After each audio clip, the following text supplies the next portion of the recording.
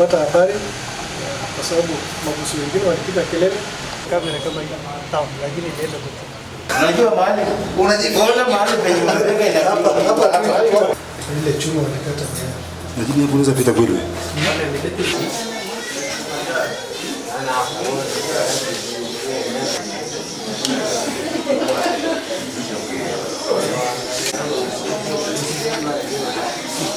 We visited the area and found out that they used a metal bar which they broke from a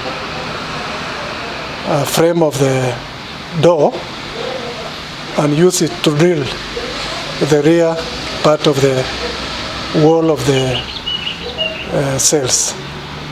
11 of them managed to escape, charged with different offenses, and all of them were remandees.